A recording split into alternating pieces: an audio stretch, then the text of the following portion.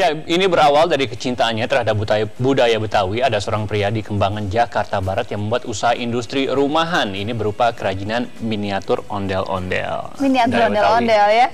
Aduh, kalau ondel-ondel yang besar sudah kebayang ya gimana bikinnya. Kalau miniatur ondel-ondel, gimana proses pembuatannya? Harus detail tuh ya? Harus detail banget. Nah, jurnalis Warga Arlina Pranata akan meliputnya untuk pemirsa Watchot berikut ini.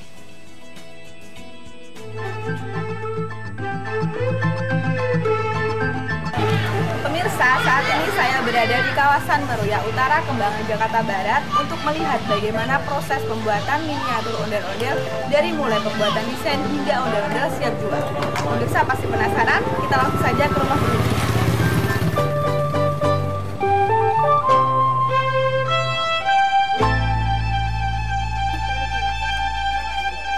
Di rumah sederhana yang berada di Jalan Kartika, Meruya Utara, Kembangan, Jakarta Barat inilah Martin dan 2 orang karyawannya membuat miniatur ondel-ondel. Untuk proses awal, pria berusia 25 tahun ini membuat wajah ondel-ondel dengan menggunakan silikon rubber dan bahan kimia lainnya. Setelah proses pencetakan wajah, barulah rangka ondel-ondel dibuat menggunakan bambu yang sudah diserut halus. Selanjutnya, pakaian dan bagian kepala dipasangkan ke rangka ondel-ondel. Dan jadilah ondel-ondel mini.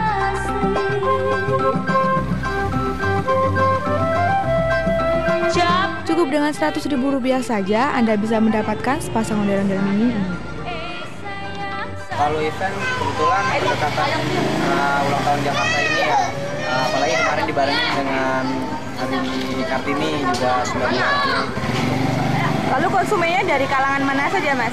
Dari pihak swasta sampai instansi pemerintahan, perorangan juga ada. Dari Kembangan, Jakarta Barat, Arlina Pranata, Florucci melaporkan untuk Watchot Metro TV. Iya, menarik ya.